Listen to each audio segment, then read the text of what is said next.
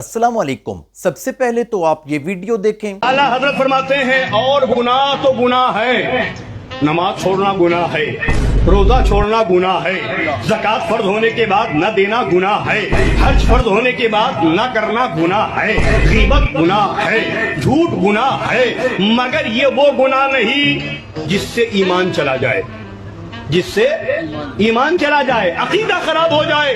मगर देवबंदियों वहाबियों के साथ उठना बैठना खाना पीना ताल्लुक बनाना ये वो गुनाह है जिससे ईमान जाने का खतरा है। खुदा दा वास्ता साडी जान छाड़ दियो, पुज्जे दी 4 दिन जिंदगी बची है, नैन असीं तुहानू बड़ा तुहानू बदवावा दे के तुहाडी जान कट छड़ी है। दोस्तों वीडियो आपने देखी है। वीडियो में कहा जा रहा है कि अपना ईमान बचाना है तो वहाबी देवबंदी के साथ मिलना छोड़ दें। अगर आप वहाबी देवबंदी से ताल्लुक रखेंगे तो आपका ईमान तबाह हो जाएगा, ये कहना है इस मौलवी का। और ये मौलवी इतना बड़ा बेशरम और बेगैरत है जिसकी मिसाल नहीं मिल सकती। इससे बड़ा बेशरम और बेगैरत पूरी कायनात में मौजूद नहीं। बड़े बड़े बेशरम आपको मिल जाएंगे, लेकिन जितने ये पीर परस्त और कबर परस्त मौलवी बेशरम और बेगैरत हैं, इनकी मिसाल आपको नहीं मिलेगी। मैंने तो सोचा था कि ये कहता है कि इमाम अहमद रजा बरेलवी ने कहा। जब इसने बात शुरू की तो मैंने समझा कि इमाम अहमद रजा बरेलवी चूंकि इनके बड़े हैं, वो बहुत बड़ी बात करेंगे। वो ये कहेंगे कि शिर्क करना बहुत बड़ा गुनाह है, कहेंगे कि पक्की कब्रें बनाना गुनाह है, या ये कहेंगे कि कब्रों पर बैठकर मुजावर बनना और चंदा खाना गुनाह है। लेकिन इमाम अहमद रजा खान बरेलवी ने तो ये कह दिया कि वहाबी देवबंदी के साथ ताल्लुक रखना गुनाह है। दोस्तों हकीकत इसके बरअक्स है। अल्लाह का कुरान कहता है कि मुशरिकीन के साथ ताल्लुक रखना जायज नहीं है।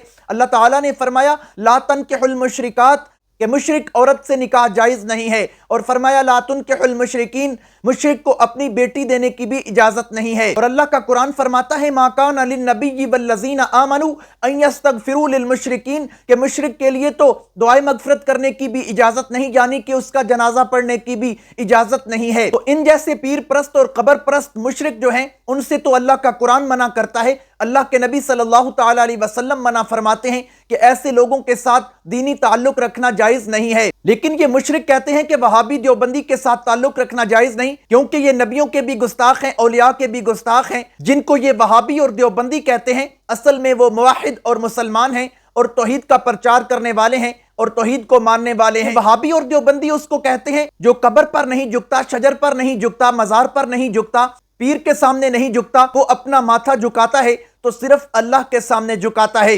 हजरत बायजीद जब कब्र में गए, ये वो हस्ती हैं कि जिनका इरशाद है कि लौ रअतनी जहन्नम लखमदत।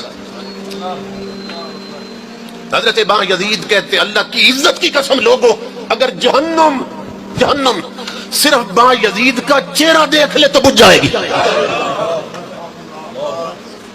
इस मकाम का इंसान जब कब्र में गए, फरिश्ते आ गए, हाँ जी मर रब्बुक, बताइए आपका रब कौन है? तो आपने फिर वही सवाल कर दिया मन अंतुमा, पहले ये बताओ तुम कौन? उन्होंने तारुफ कराया हम फरिश्ते हैं, ड्यूटी है। आपने फरमाया तुम्हें ये नहीं मालूम जब किसी के पास जाए तो पहले हुजूर की सुन्नत क्या है? पहले अस्सलामु अलैकुम कहते हैं, न सलाम न दुआ। आए और तुमने गुफ्तगू शुरू कर दी रब कौन है? कुर्बान जाए जिनकी जिंदगी गुजरती है ना हुजूर की गुलामी में, वो कब्र में फरिश्तों को भी रसूल की सुन्नतें सिखाते हैं। तो कह रहे न सलाम न दुआ, आए और तेरा रब कौन है? पहले मेरे हबीब की सुन्नत पूरी करो। वो कब्र से निकले और कहा अस्सलामु अलैकुम, फरमाया वालेकुम, अब आ जाओ। आ गए, हाँ अब बताओ क्या है? उन्होंने कहा तेरा रब कौन? मर रब्बुक। आपने फरमाया मुझे ये बताओ, ये जो तुमने मुझे अस्सलामु अलैकुम कहा, तो मोमिन समझ के कहा या काफिर समझ के? क्योंकि काफिर को सलाम नहीं दे सकते।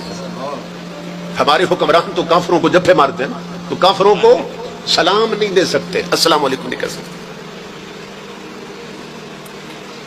तो मुझे सलाम क्या समझ के कहा तुमने? मोमिन समझा या काफिर? उन्होंने कहा जी मोमिन समझा। पर मैं फिर मोमिन से पूछते हो तेरा रब कौन है? जो उसे मान कर ही तो मोमिन बना है, मोमिन से पूछते हो रब कौन है? अच्छा फरिश्तों ये बताओ, अगर मैं कह दूं मेरा रब अल्लाह है और तुम पलट के जाओ और अल्लाह कहते बायजीद मेरा बंदा नहीं है, तो मेरी मानोगे या उसकी मानोगे? फरिश्ते कहने लगे उसकी मानेंगे, फिर तो उसकी मानेंगे। आप दलाल में आ गए, फरमाया सुनो, जब उसकी ही माननी थी तो फिर इतना लंबा सफर करने की जरूरत क्या थी? वहीं उसी से पूछ लेना था, बा यजीद तेरा बंदा है कि नहीं है। एक फरिश्ता दूसरे से कहने लगा, यार ये कौन आया बाबा? हम इस पे सवाल करते हैं, ये हम पे कर देता, ये कौन है? उस वक्त मेरे रब की आवाज, सुम्मा युनादी मुनादिम मिनस समा, उस वक्त मेरे रब की आवाज, फरिश्तों आपस में ना पूछो ये कौन है, मुझसे पूछो ये कौन आया है। मुझसे पूछो ये कौन आया।